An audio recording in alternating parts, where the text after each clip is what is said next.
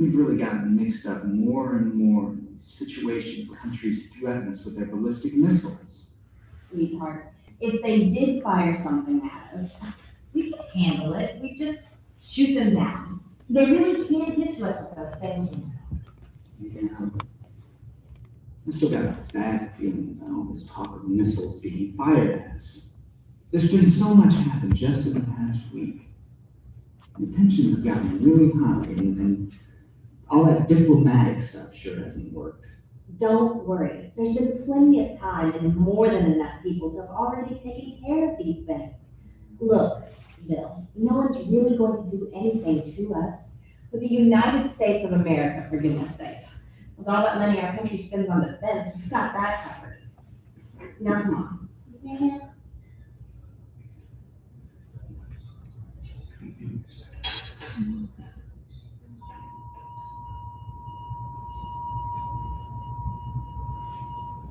This is Mommy? not a test. Repeat, this is not a test. No.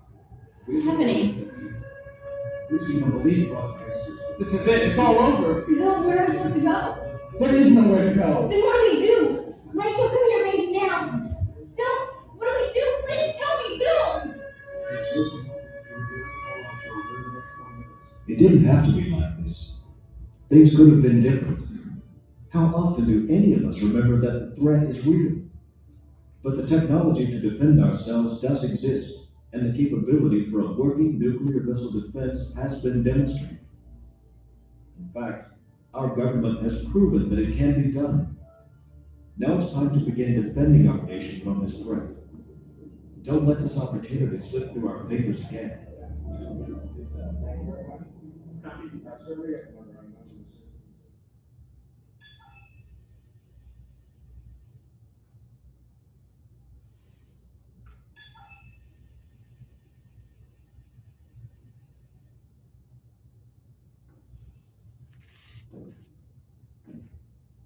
Bear in mind, this was 26 years ago. Taiwan, China, ballistic missile threat. Where are we now? We're further along.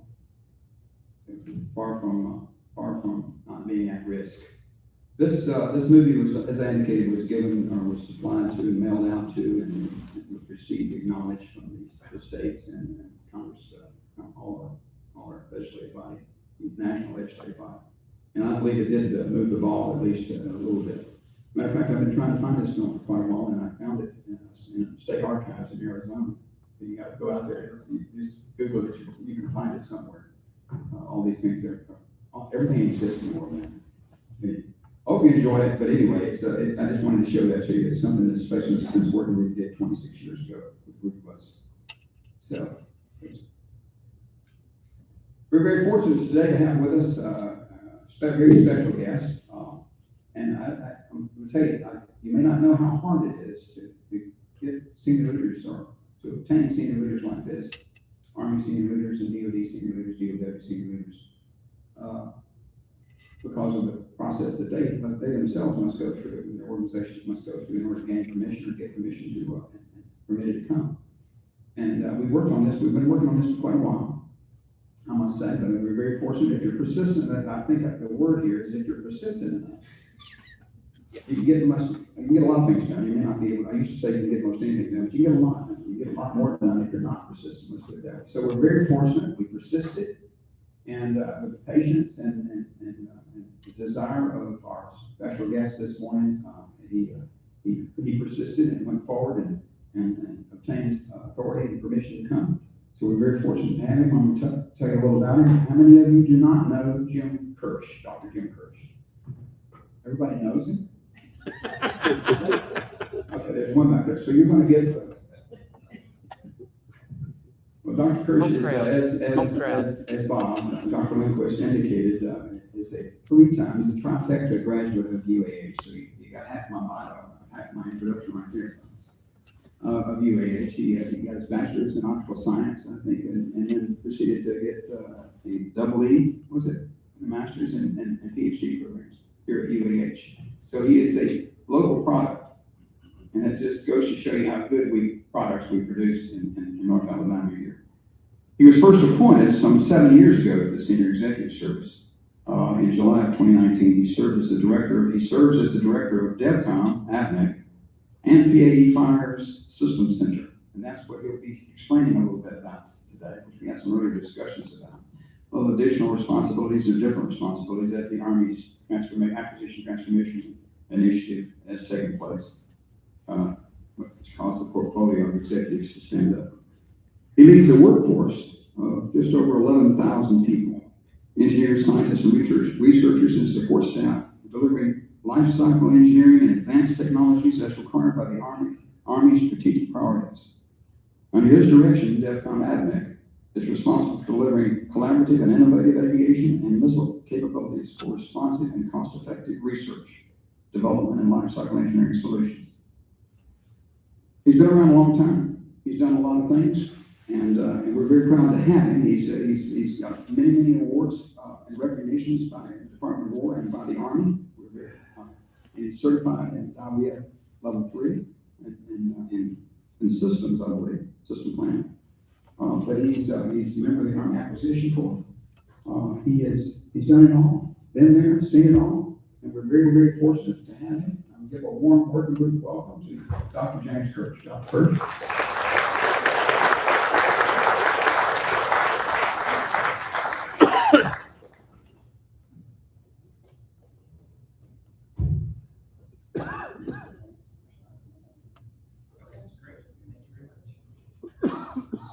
So I have to say, every time Bob or Joe or somebody stands up and says, I graduated 3 times for UAH, I keep thinking they're going to say he came back 3 times and he finally got it right on the 3rd time. But three-time graduate out here, great program. Just driving out here this morning, it's been a few months since I was out here, and I was commenting to my executive officer that, wow, that new engineering building has just gone up incredibly fast, which is a signal to all of us that UAH is committed to supporting the local community and the nation at large and providing the experts that we need to go forward. Joe mentioned 11,000 employees that we have out there. That's about 850 less than we had a year ago. We lost about 850 government employees in the last year. But the ones that are still there, about 2,500 government, the rest of them industry partners like you, are critical to solving and answering questions that came up today. So we'll talk a little bit about what changes have occurred in the Army over the last year, talk a little bit about what are the priorities for, particularly in science and technology that are going forward, and then talk a little bit about what are some of the things that are coming up in the future that might be of interest to you.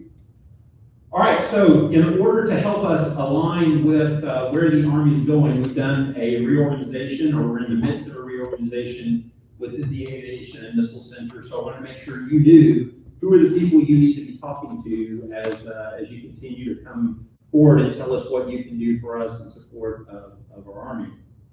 And so some of the things will look kind of familiar, some of the faces will look kind of familiar, but and we'll talk a little bit about what this means. But as always, we have 2 primary equities that we're supporting for the United States Army. One is obviously fires, and we call it fires, and I'll show you a picture of fires in a minute, and you'll understand why we don't call it missiles in space anymore. We call it fires because it's not just missiles anymore. And then over on the far side there, you'll see Dr. Stephanie Reitmeyer as our Maneuver Air Directorate, SES.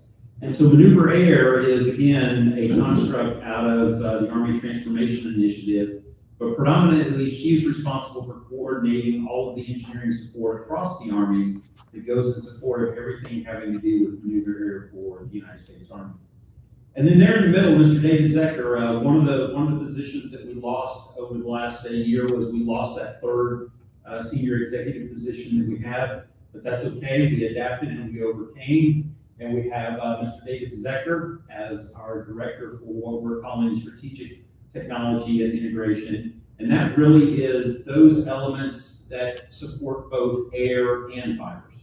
So think about things like software development, or mission assurance, or cyber, or production or quality, or all of those at the PIF, all of those things that support across both air and fires fall underneath David, and he'll do a great job leading that for us going forward.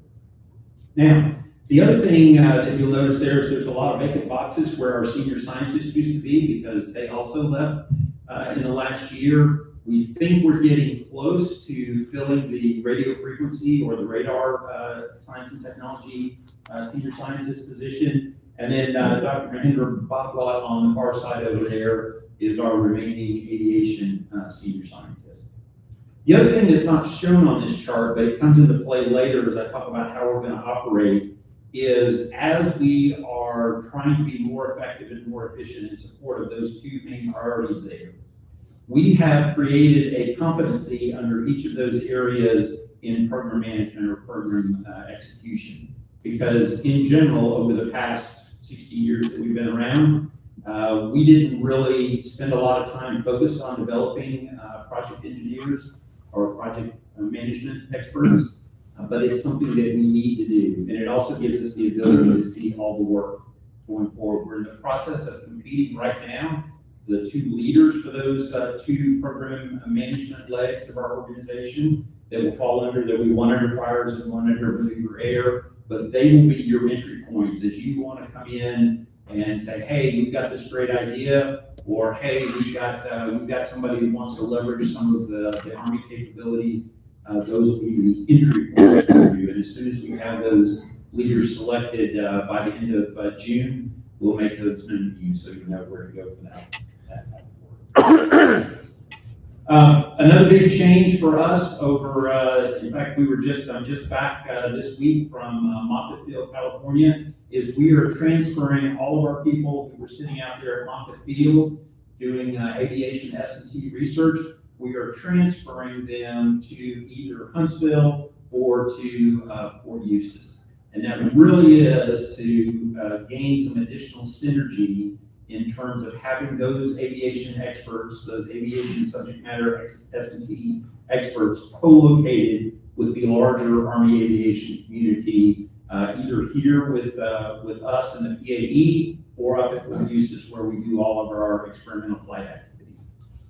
That doesn't mean, however, that we are changing our relationship with NASA, because we just celebrated this week over 62 years of collaboration between the Army and NASA in rotorcraft activities, rotorcraft S&T, and they have some very unique facilities out there. The largest wind tunnel in the world, the National Full-Scale Aerodynamics Complex sits out there, and the vertical motion simulator out there, which gives us a high-fidelity, motion-enabled simulation that enables us to practice and develop rotorcraft controls for the very complex environments we're going to be operating in going forward. So two great capabilities that they have out there, and we will continue to be going out there and leveraging those capabilities as we need to.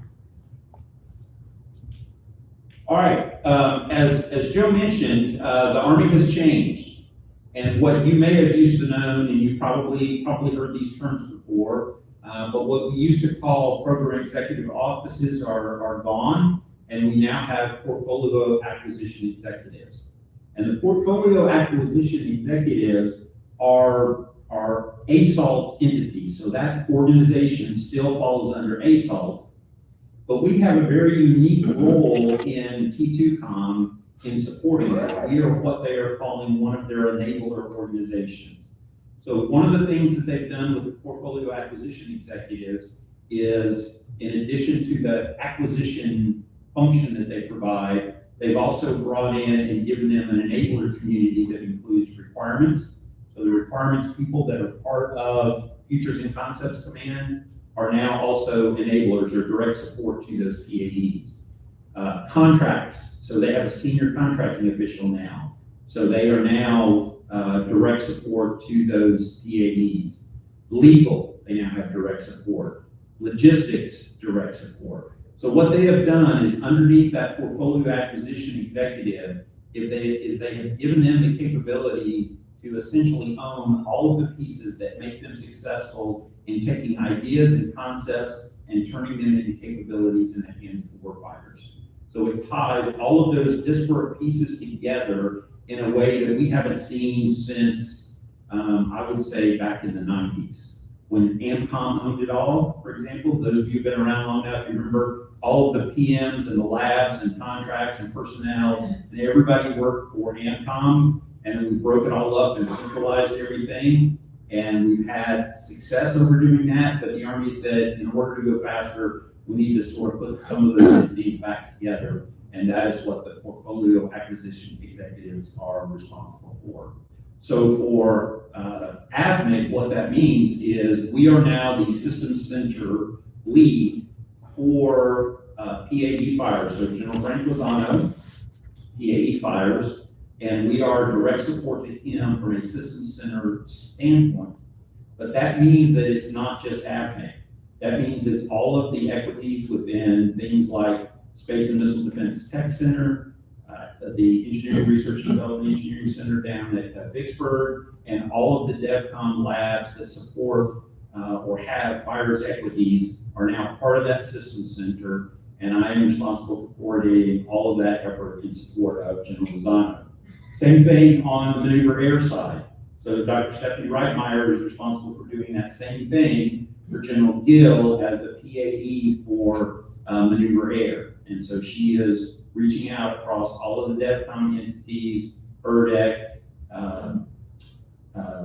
not really anything, I guess, at Space and Missile Defense Tech Center, except some of the sensors. And then also the U.S. Army Aviation Research Lab down at Fort Rucker, the SMDWG work they do now falls underneath the System Center umbrella going forward. So it really is an ability now for that PAE in their area of responsibility to have the ability to set the priorities and the investments that all of the elements that go into providing capability in the hands of soldiers. And that is the only measurement of success. Did we put kit in the hands of soldiers and give them capability that they didn't have yesterday? That's the measure of success. And they've now given those portfolio acquisition executives the authority and all of the support they need to make that happen. To include the ability to say, hey, I know you asked for X. I can't give you X. I can give you 75% of X today, or I can wait another 5 years and give you 100%. I recommend we move forward and give you 75%. And he has the ability to go to the Chief of Staff of the Army and say, that's what I recommend. The Chief of Staff of the Army has the ability to say, go forth and do likewise. Or no, I really want you to continue to push to that 100%. I will tell you that in most cases, we're going to take the 70 or 75% solution if we can have it tomorrow versus the 100% solution that we've got to wait another 5 or 6 years for. And that doesn't mean that we're going to stop at the 70 or 75%, but 75% today and build towards that 100% capability is probably much better in today's environment than waiting another 5 or 10 years for that 100%. All right, so why is it called PAE fires now? Well, because not only is it responsible for a lot of the things that you've seen before, all of those different missile equities, but you'll see on there that we now have all of the Army's big guns are now part of PAE fires. Okay? You will also see on there that directed energy is now part of PAE fires. And you will also see that things like long-range hypersonic weapon and the mid-range capability now part of PAE fires. So largest portfolio in the Army. Largest portfolio in the Army. The other thing that you might, that's not quite on the chart yet, but you may be reading out in the news, is that THAAD is going to transition from MDA to the Army starting in October. So FY27, THAAD is going to be part of PAE fires going forward. And they're going through all of the paperwork right now to move the people and the money and all the things that go along with that under the purview of PAE fires. All right, so what are our priorities? What are the priorities that General Lozano has given me as the Systems Center Director, and what are the priorities that General Gill has given Dr. Reitmeyer as the Air Systems Center, and for us to prioritize our S&T investments? So on the offensive fire side, General Lozano is fond of using the phrase, I need scaled hypersonics. Okay, we've got the long-range hypersonic weapon. It does what it was designed to do, goes a really long way, goes really fast, and is really, really, really expensive. I need some things that go almost that fast and almost that far at different echelons that are much more affordable to encompass all of the echelons of fight that I'm going to be in. So what he said is, I need something else that has a range in excess of 2,000 kilometers. So right now, you all are probably aware that we're working on Prism Increment 4. The idea behind Prism Increment 4 is to hit 1,000 kilometers. And so now he's asking us, hey, go look at S&T investments that gets us out to 2,000 kilometers or more. I don't want to slow down. I still want at least Mach 10. Yeah, I got it. Things like ATACMS and other missiles that we have go Mach 5, Mach 6 or so, but I need Mach 10. We need to get out there, and we need to get out there in a hurry. I want a seeker on it because I want to hold moving and relocatable land and maritime targets at risk. It's going to take me a little bit of a while to fly, even at Mach 10. It takes some time to fly 10 kilometers. So I need to be able to find those things that have moved around in the interim so that I can kill them when I get there. Okay? And because I'm going to be flying, some things might change, so I need the ability to give that missile an in-flight target update. Now, for those of you who have been in the hypersonic realm, we put some really exotic materials on the outside of that missile because when you're flying that fast, things get really, really, really, really hot, and we need to survive that. And now we're going to have to figure out how to cut a couple of holes in it so we can put an antenna for those in-flight target updates, and we can put the antenna or the lens for seeker to see through. So two big challenges going forward. And then finally, we talked about missile defense in the movie. Finally, I need some agility in that missile because frankly, right now, almost all of the air defense systems in the world, including ours, including our adversaries, depend on being able to predict where that missile is going and where it's coming down. Okay? Because normally we fly ballistic trajectories. So I need some maneuverability to where I can either not fly a ballistic trajectory in plane, I might need to be able to coast for a while and then change, or maybe I need some agility out of plane so that I can come around the backside or on the side of that target that I'm going after. So those are the priorities from an offensive fire standpoint that he has given us. On the defensive fires, it's very simple. I need mass and I need affordability. Probably you all noticed that last week the Army published sources sought for a low-cost interceptor, something that doesn't quite do everything that Patriot does, because we all know Patriot's the best in the world. We also know it's really expensive. And so I need something that does almost what Patriot does, but I only want it to cost $1 million. Okay. Or if you can do it for half that, that's even better. And so you saw in that there is a very, very, very tight timeline. They want to award contracts by the end of the summer, and they want to be doing flight testing here. That's pretty aggressive. So from a technology standpoint, we want to take that same approach in terms of we need it to be lower cost, not quite as capable. I mean, when you trade off cost, you're probably going to take a performance hit. But I need to be able to do that again at all echelons. Everything from very small unmanned counter system, counter UAS kinds of things, all the way up to mid-range kind of things, and all the way up into Patriot class kinds of things. So our technology efforts are going to be looking at kind of that lower end, below Patriot kind of threshold. Some of you have been around for a while, maybe remember a few years ago, we did an SMD program called Lower AD, Lower Air Defense. And we set ourselves a goal of what kind of performance can we get out of an air defense missile for $400K. And we demonstrated some things, and at the time the Army said, no, I don't think I need that right now. Now the Army is saying, hey, there's a lot of threats out there, and there's way more threats out there than I can afford to send a Patriot missile after. So I need much, much, much lower cost capability that I can buy in mass. all about mass now. As we've seen, not only through the last several years of the war in Ukraine, but we've seen it in the news and in the reports you've probably seen from the Middle East as we've tackled challenges in Iran. So low-cost interceptors at all ranges and against all threats. Directed energy. We still believe long-term directed energy is the way to get after really low costs. Because once you invest in having that directed energy capability out there, it's pennies to take the shot, right? So that's probably long-term a lot of the solution, particularly for the close-in fight. But we're not quite there yet in terms of being able to mass produce at an affordable rate directed energy systems for the field. So that's where we're going to continue to invest science and technology. And the last thing up there is something we call the Common Fires Radar. So back on the list of all of the things that you saw that PAE Fires has, they have things like the Patriot Radar, the THAAD Radar, the newest Patriot Replacement Radar, LTAMs, Sentinel-A3 and Sentinel-A4, all air defense type radars.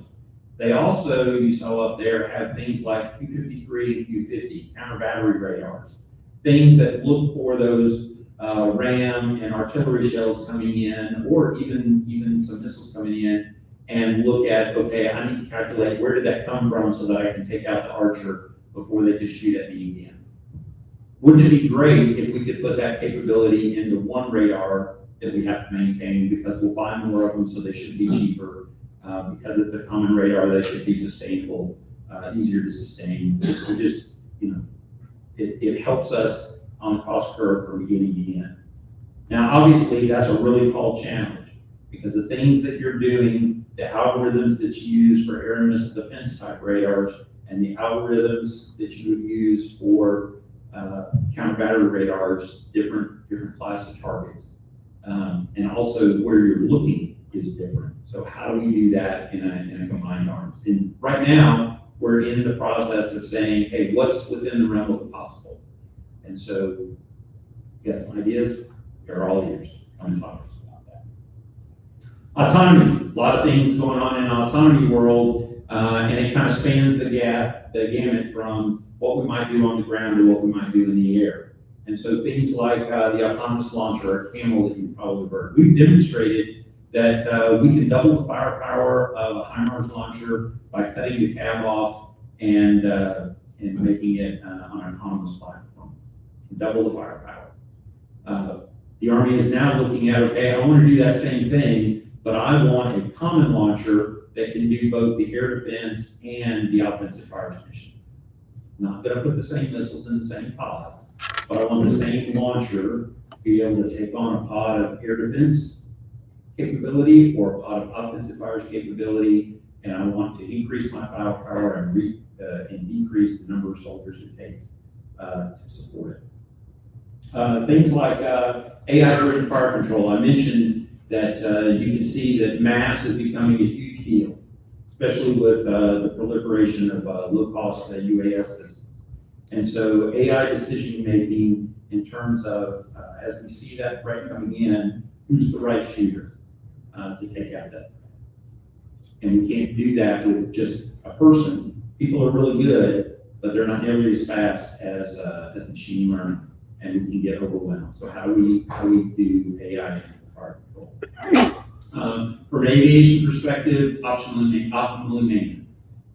Doesn't mean right off the bat I'm going to take my pilots out of the aircraft, but what it does mean is what can AI bring to the fight to help them do their jobs better. Because right now, the workload on our aviation crew members is incredible. It means, how do I fight swarms? How do I use my launch effect capability, our own UAS capability? How do I use that and use AI to drive that fight so that I have one operator that's controlling not just one swarm, but multiple swarms carrying out different missions. And then, of course, on the launch effect side, or the small drone side, the payloads that we put on there, the sensors that we put on there, how we make them survivable in a contested environment. And of course, we want these things to be attritable, which means they need to be cheap because I need to buy them in mass. probably saw that the president's budget came out. They want to increase the investment in this space to $55 billion. A lot of money. Because right now we don't have it. All right, so I talked a lot about what makes the System Center different than the old PEO construct. But really it boils down to putting everything underneath the auspices of the PAE to set priorities, putting everything under the auspices of the PAE to be able to trade off capability, to get capability into the hands faster. And it means working with industry much more closely to say, what does industry already have that I can take today, or with a little bit of investment that I can mature a little bit and get out after the capabilities that we don't have today, but desperately. Okay? So you're gonna see a lot more things like what we did with Prism Increment 4. We were going down a path, we had down selected to a single competitor. The Army said, hey, I need more people in the game and I want them to have skin in the game. So we recompeted that and said, hey, we want at least 4 people. We're gonna give you a little bit of money. We're gonna provide the test range. You bring your capability, you bring your dollars, self-fund to an extent, and come show us what you got. And we're doing the same thing with low-cost interceptor, right? Same thing. You're gonna see that happen more and more and more and more going forward, where we're asking industry to say, hey, if you have capability that you've invested in, we want to see it, and we want you to have some skin in the game, at least to the point where we're convinced we really got something, and then we'll help you finish it. Okay. All right, I think we've covered all of that as well. We're really talking about moving much, much, much faster. Okay, really all about getting capability out much, much, much faster. All right, something that you might be interested in, how is this reorganization within DEVCOM AvMC going to shape our contract strategy? And I know we established a precedent several years ago of publishing a white paper every spring that says, here's what our contracting strategy looks like. And last year, we didn't do it. And we didn't do it because, frankly, it was just an uncertain world. We didn't know what those things were going to look like. All of our contracts were under scrutiny. All of the funding was under scrutiny. We just didn't know enough to be able to tell you this is what we're going to do going forward. Same thing as we came into this year, really didn't know enough to be able to say exactly where do we want to go with our contract strategy. Because we're asked to be much more efficient in what we're doing in contract. Not only did we lose a lot of people, but ACC lost some people, our contracting arm lost a lot of people. And so how can we do this much more efficiently and much more effectively? And how do we ensure that as we look at this strategy, which on the first blush says we're going to consolidate a bunch of stuff, but what we don't want to do is reduce opportunities for small business. So where's the right balance between more efficient contracting while at the same time maintaining our ability to keep a lot of opportunities for small business primes out there as well. So we're still working through that. One of the things that we're doing as part of our reorganization to get more efficient is we are consolidating our contracting at the center level rather than at the director level. So all of our contracts will be managed out of the center. All of our 1101s, our contracts analysts will be at the center. There'll be the CORs on the contract. And then the tech monitors, the people that you're most directly interfacing with, are going to be in that program management leg of the organization. So that's where the action takes place. Yes, sir. Central level, AvMC or system centers? AvMC. Yeah, AvMC. Yeah, I'm not tackling yet, trying to. But I will tell you that the PAEs are looking at how can they do contracting, because again, they have contracting authority now. How can they do contracting that also gives us the ability as a system center, from that perspective, to leverage their contract rather than having to do our own contract. So to be determined exactly how that works out. I don't see that, well, I say I don't see that as much on the S&T side, but I'll tell you, for example, on the Prison Meet 4 that I just talked about, that's an OTA, but it's an OTA that's managed out of PAE fires because that means we get direct access to their scope. And it's a contract, or sorry, it's an OTA, so it's not a contract. And it's an agreement that's being set up with a CLIN to do the S&T work and a CLIN to do the acquisition piece so that we can move seamlessly under the same contract from the S&T work we're going to do with the rodeo, with the fly off over the next few years, and then seamlessly move into a qualification phase under the same agreement. So we're looking at those kind of things in terms of an acquisition approach. Okay.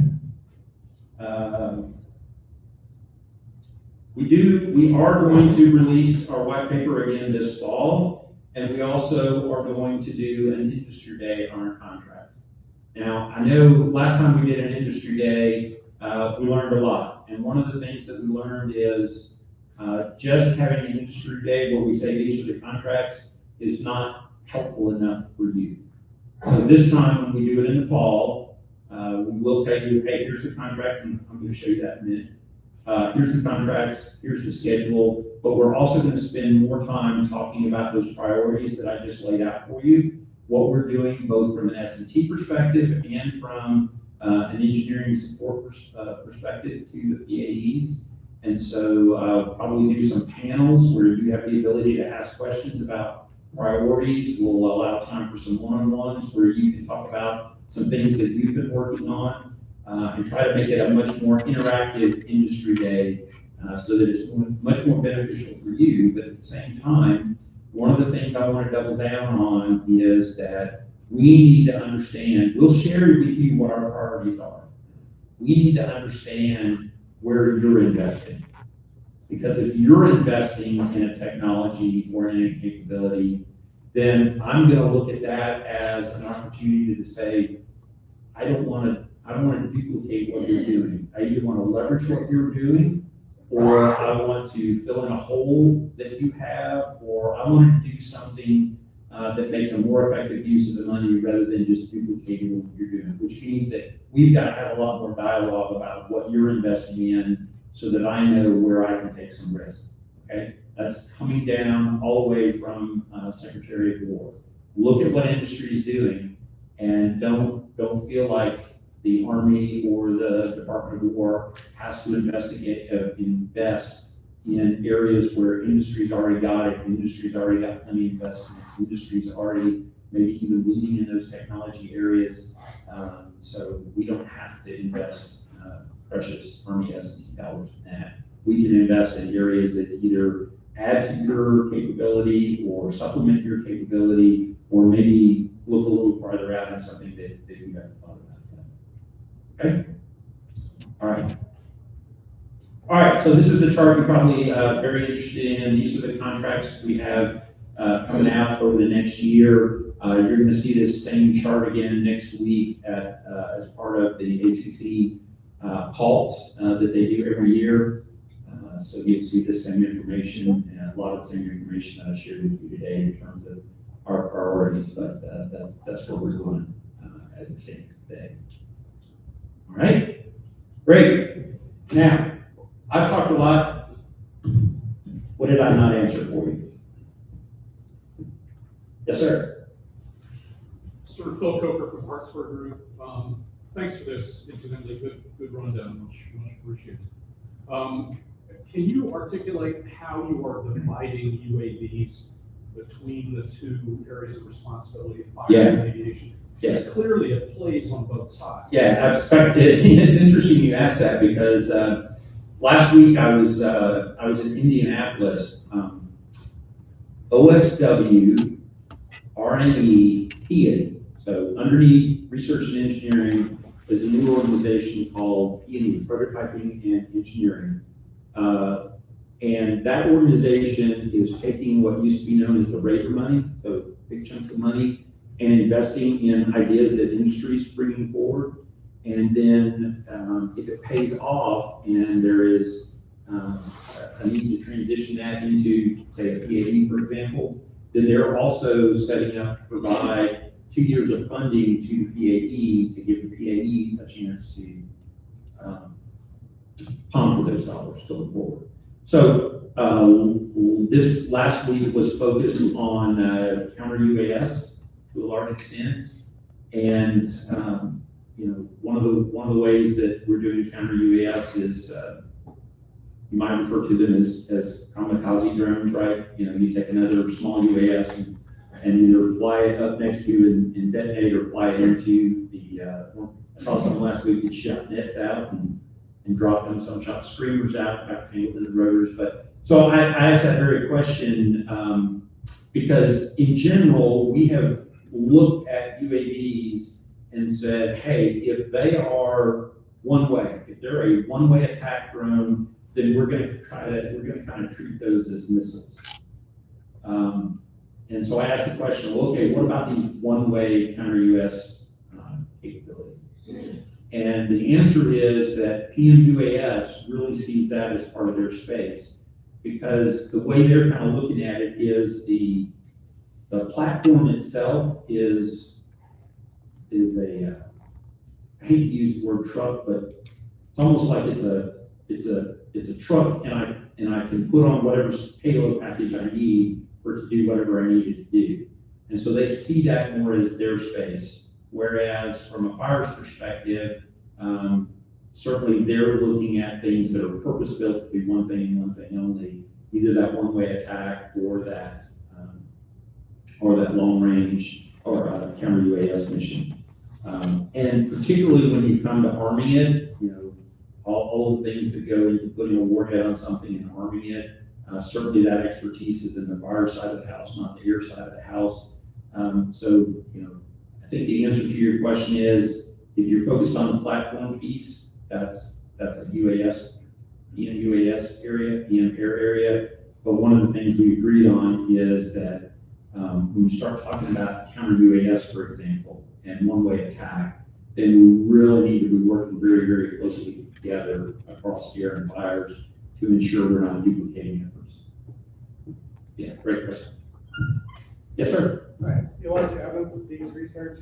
Yeah, thanks again for taking the time to come. Sure. I know you're very busy. We do a lot of cyber S&T for you guys for decades.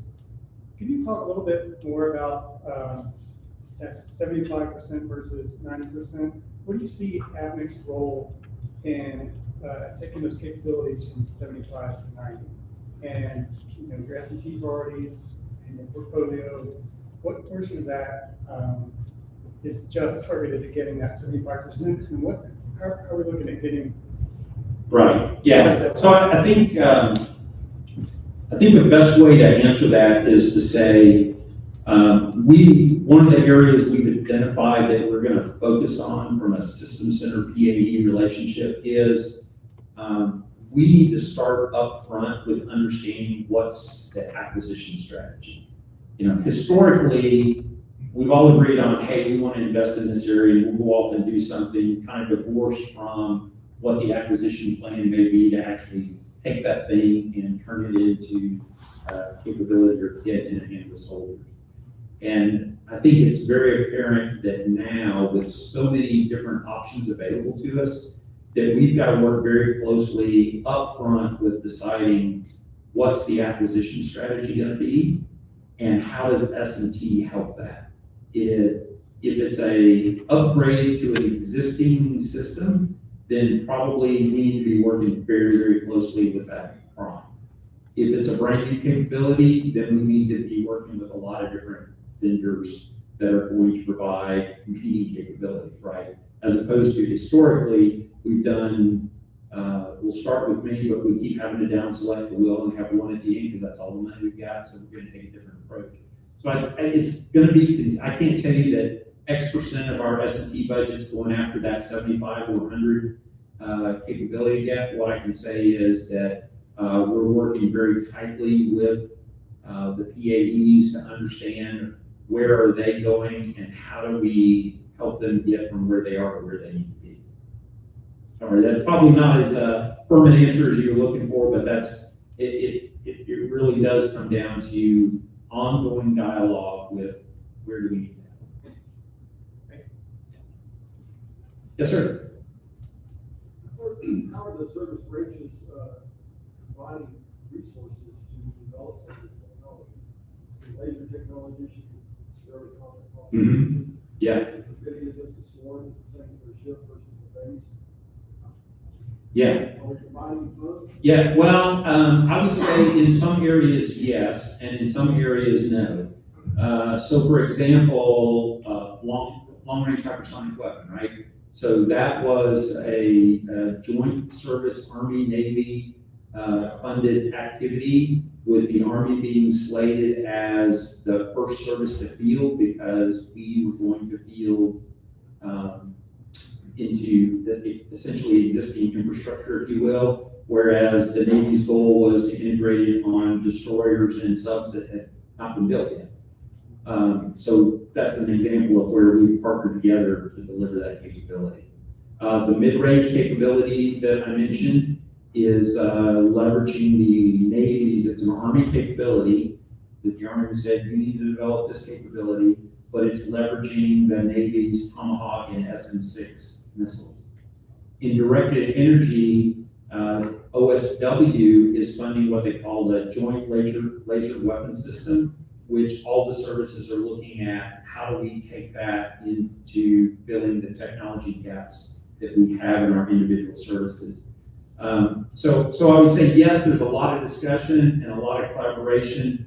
One of the things you find out, though, is when you really start getting into the nitty-gritty details of taking a capability and turning it into kit, that the Army requirements and the Navy requirements and the Air Force requirements are very different. The environments that we operate in are very different. The way we transport things are very different. And so frankly, the Army puts a lot of emphasis on mobility and surviving, moving from places to place, because we can't sit still. And we're not on a ship that can move around real easily. So our environment, we don't put things in nice air-conditioned spaces. I mean, we really have some strict requirements that we put on the ability of our system to survive. So sometimes when you get to that final stage of, hey, I've demonstrated a capability, now I have to get it into the hands of soldiers or sailors or airmen, sometimes that's where the challenges come in. One of the items you saw on that chart up there is Blackbeard. Blackbeard is actually an Air Force Castilian activity for an air-launched hypersonic missile, and the Army is working with them on a ground-launched variant. So same basic missile, but now I got to get it off the ground, not off an aircraft, and so there's different things that go into that. So we're trying to do better in that area, and certainly in the basic technology arenas, we're trying to do better. I will tell you that OSW R&E is taking a hard look at all of the laboratories across OSW and trying to determine how can we be more efficient and effective with our labs, given some of the things that you mentioned. And so one of the things that they've looked at is, particularly when you start in the 6.1, 6.2, the very basic research, the early development activities, how do we partner those labs together in a more effective manner? Other questions, folks, please? Great opportunity, don't let it pass. Please, go. Yes, sir. Tom Brown, Lockheed Martin. You have a large portfolio of weapons, offense, defense, all the various things. You talked a little bit about autonomy. Yes. Autonomy only goes so far. Can you talk a little bit about the strategy from a fighter's perspective in terms of command and control in a Sure. very new environment? I'm sorry, what? In a very new environment. A very new environment, yeah. Well, we were 5 years ago. Yeah. So what I would tell you is, I don't know if any of you all got pulled into this, but this is a huge deal right now. The secretary was out at CENTCOM a few weeks ago, And one of the things they've heard from CENTCOM Commander is, hey, you're sending me this new kit, new counter UAS capabilities, for example, and we're having a really hard time integrating that into our existing C2. And so the security says, well, I'm going to fix that. And for the last 2 weeks, we've had a team at Fort Carson, Colorado, I think it's referred to as Operation Jailbreak. Sometimes it's referred to as a hackathon. But basically, they said the IBCS and IBCS maneuver, so the two air defense command and control systems, we want those companies and those government experts out there and all of the kit that we're trying to plug into that architecture. We want it all out there with all the industry experts, and you guys are going to figure out how do you tie this stuff together and end up with, at a very high level, I'll call it, an SDK or an open standard that we can publish that says, hey, if you're going to plug into the Army's air and missile defense architecture, here's everything you need to know, and your interface must be open in order to do that. I think I ran into one of the PMs on the way back yesterday, and I think they were partially successful. There's some things that they're trying to work out from a classification standpoint, but I mean that ability to integrate, and you'll hear the secretary now refer to. You've heard the right to repair, been a lot in the news. The new one you're going to hear is right to integrate.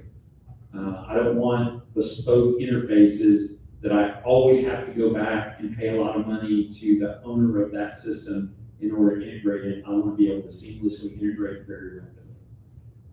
And so that's one of the things that we're thinking about from command and control. The other thing that we're looking at from command and control as the Army looks at its larger next-gen C2 enterprise is the ability for things to operate almost like an app, if you will.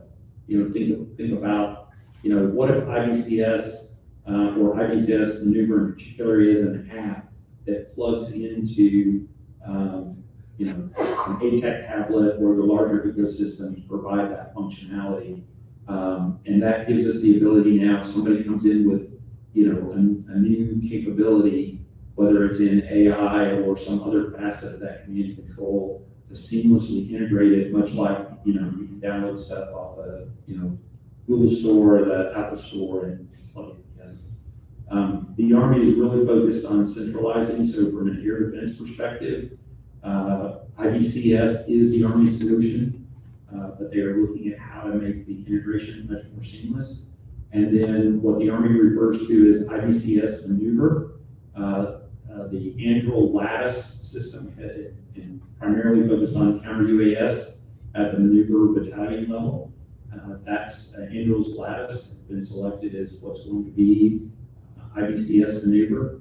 But I think what you would hear Army leaders say is they don't want to lock themselves into a single vendor solution, because if somebody else comes along with a better solution in 2 years, I want to be able to seamlessly switch to that. Which again goes back to, and I think a huge part of what we're looking at is how do we ensure that those interfaces are well understood so that we make that integration.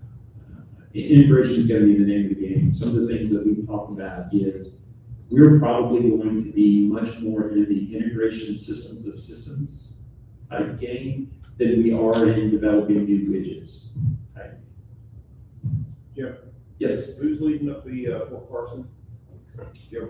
So it's being led by PAE Fires. They're the first ones in the hopper, and in particular, it's falling under the CPE Defensive Fires, Colonel Gallo.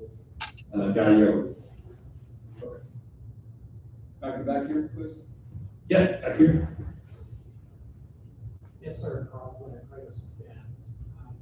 What advantage do organizations that have a government-owned solution for the open system, the apps, the AI, all of those factors? What advantage does the government system have when they're going against a BE system from General Dynamics or that sort of thing? So how you break through when you have a government-owned solution? Yeah, so I think the key for us, and frankly, it's an evolving thing, is that, a lot of decisions are being made because there've been a lot of people in the building, right? A lot of people in the building, very senior leaders, and offering capability at a much lower cost and the ability to go much, much faster. And I think in some ways we've been seen as a little bit non-responsive, like keep saying, no, we gotta do it the old way. And so part of what we're really working on is playing the role of looking at, whether it's a government developed system or some of these new capabilities that industry is bringing to the table. We're trying to look at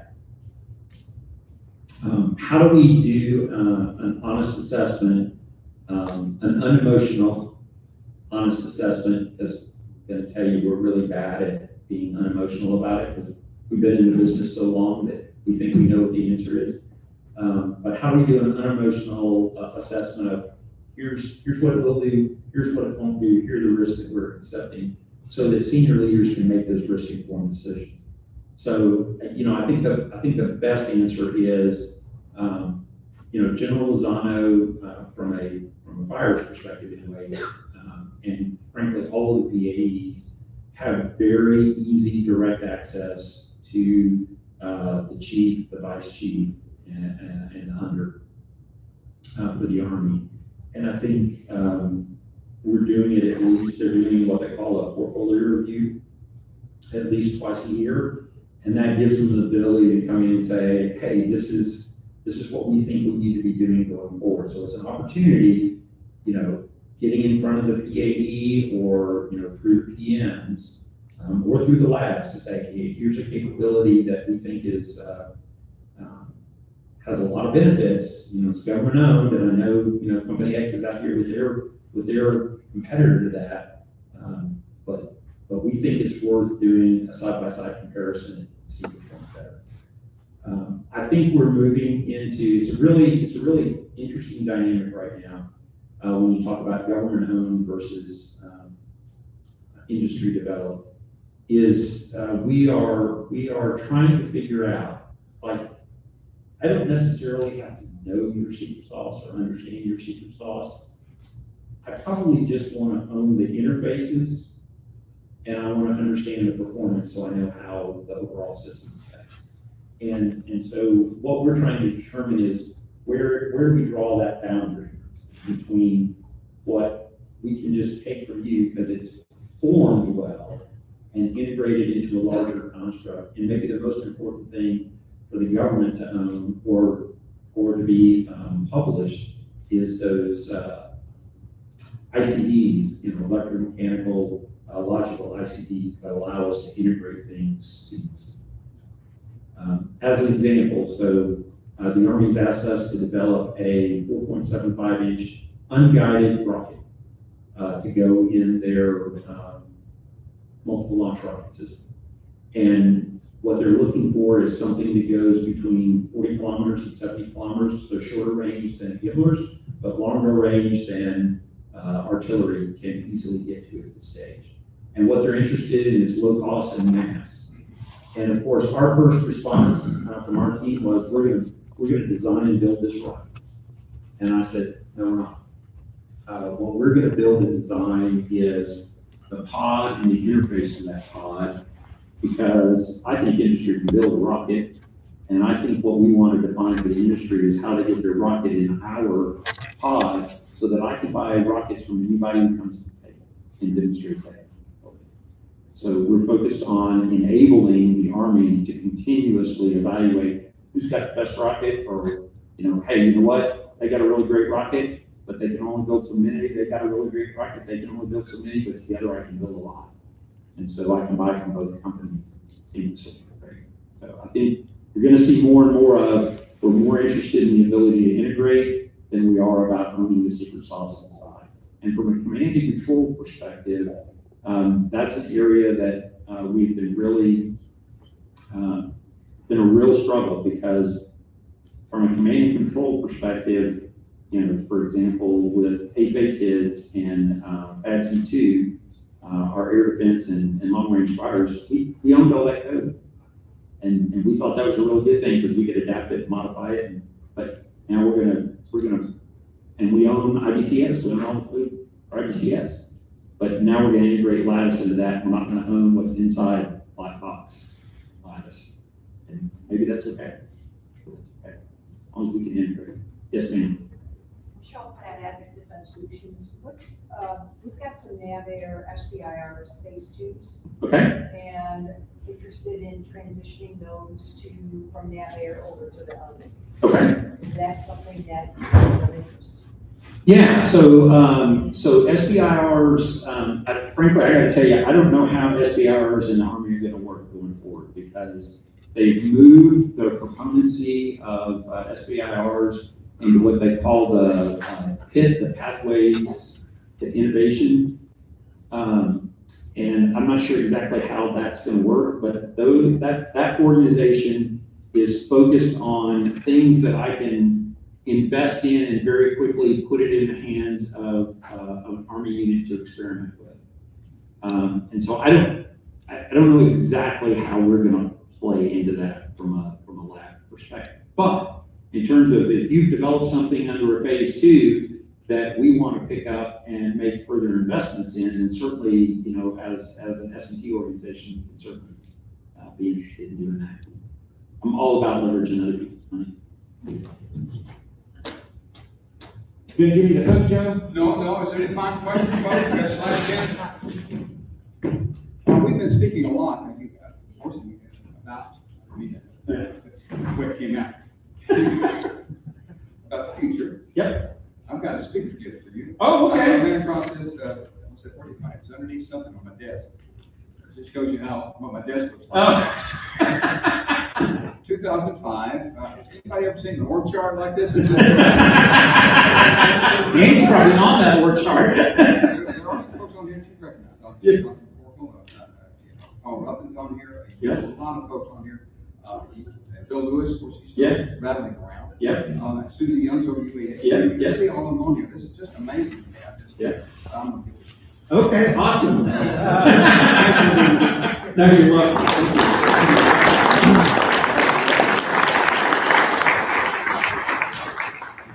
Okay, would you bring up the slides, please, back in the room there? There we go. Okay, upcoming meetings. We just had this one. Fantastic. Thank you again, Dr. Kirsch. And by the way, the proceedings of this meeting will be posted on our NDIA website, working group website. 18 June, special. It's going to be in this very auditorium. There'll be an overflow in I-2 in case we max this one out. This one holds 401 seats in this auditorium. We expect to max that out and maybe go over to I-2. We're going to stream it over into I-2 right next door here if we max out in here. That is our half-day forum, contested logistics, General U.S. Army Pacific. Charlie Flynn will be here for a keynote address. He'll be introduced by Lieutenant General Mohan. It's contested logistics as it pertains to missiles in space. It's going to be quite exciting. We've got a panel lined up for you. Some keynote addresses that are just remarkable. Look for the announcement. Pass it along to your friends and bring everyone out. It's a half-day forum. That way I don't have to buy lunch for everybody. Special design. We do have we'll have patients and so forth. We'll have a break. But anyway, it's going to be the same kind of format, except we're probably going to get out around noon. So we'll start a little early, 7:30 reception, and we'll start the program at 8:30 and begin and proceed with it on break. Do you have any additional comments that you'd like to make, Tom? No, I think that'd be great. Please come out for that. That'll be right here on next month, June 18th. Invite everyone. We also, after that, we have coming up, we have the Space Command Transition Team will be coming out to brief us. Major General Sergeant Grisham will be with us. He is the director of the Redstone Transition Team for the Space Command. And so please come out for that. Location for that will be, look for that announcement. We'll have a location for that shortly. But thank you all for coming today. Any final announcements or words? Yes, please. Jessica Washburn, the ASIA Huntsville chapter president. To add on to this event, we have Seth Farrington come. He's the AvMC CDAO to talk more about AI utilization within AvMC, and that is Tuesday, June 30th. It's a luncheon, so if you want more information, just reach out to me or Joe Heyman in the back, or follow us on LinkedIn. Thank you. Thank you so much. One thing that's unique about the working group, it doesn't cost you anything. It's always going to be free, and everyone's always welcome to come to working group meeting. So that's June 18th, and please come out. There's no admission fee, there's no RSVP required. Just come and show up and participate in the working group that day. June 18th, right here. Thank you again, Dr. Kirsch. Thank you for all your team and your preparation, your hard work, and all you do for our Army and for our nation every day. Thank you so very much. Let's give a warm round of applause. We'll see you next month. Thank you.